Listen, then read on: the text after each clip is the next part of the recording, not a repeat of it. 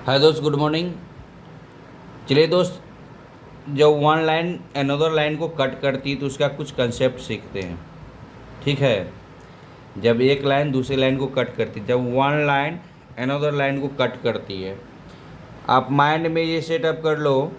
जब one line दूसरी line को कट करने से पहले आपको एक और बताते हैं।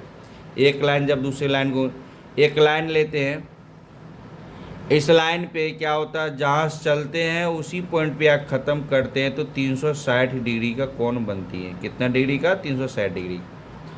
ठीक है। यदि आप इतना जान गए तो आप ये भी जान लो थोड़ा सा, एक लाइन के ऊपर में कितना होगा? 180 डिग्री। इसी को बंटवारा कर देंगे तो क्या होगा? 180 डिग्री ऊपर में हो जाएगा और 180 डिग्री आपका नीचा में हो जाएगा। ठीक है। यहाँ तक आपको समझ में आ गया? ठीक। अब क्या होता है, जब वन लाइन अनदर लाइन को कट करती है, एक लाइन जब दूसरी लाइन को कट करती है तो लाइन के ऊपर हम क्या जानते हैं? 180 डिग्री होता है। ठीक है। लाइन के नीचे 180 डिग्री होता है। अब थोड़ा सा और लगाओ, ये छोटी एंगल इसके बराबर होगा।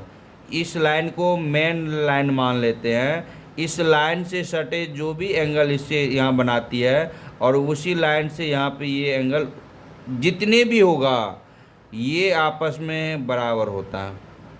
ठीक। अब इस लाइन को इधर से कर लो और इस लाइन को इधर से कर लो, जितना भी एंगल होगा वो बराबर होगा। मान लो ये वाई है तो ये भी वाई होगा। ठीक है। तो ये एक लाइन की कंसेप्ट है। जब यहीं पे समांतर लाइन रहेगा तो उसका कंसेप्ट क्या होगा?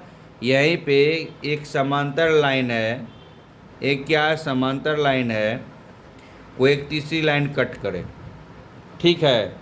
जब ऐसे कट करता है तो आप तुरंत हम बताएं आपको, ये आपस में छोटा छोटा क्या होता है? बराबर होता है। ठीक है।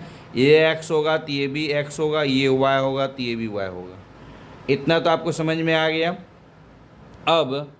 अब क्या होता है, इस जब ये लाइन क्या कंडीशन, क्या ये समांतर लाइन है, ये मान लो ए बी है, ये क्या सी डी है। कंडीशन है A B parallel C D का है। ए बी पैरेलल क्या है? सी डी का है। ए बी पैरेलल किसका? सी डी का है।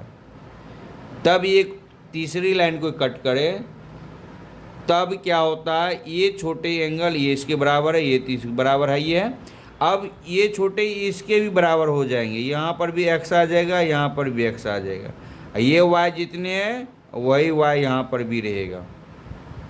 ठीक है। ये इसका कंडीशन होता है। आप माइंड में सेट कर लीजिए, आपस में जितने छोटे एंगल है वो आपस में बराबर होंगे, जो बड़े एंगल है वो आपस में बराबर होंगे। ठीक है दोस्त। चलिए ठीक है। ओके। यदि दोस्त सवाल समझ में आ गया कुछ समझ में तो एक लाइक कर दीजिए। ठीक है। चलिए ओके, थैंक यू।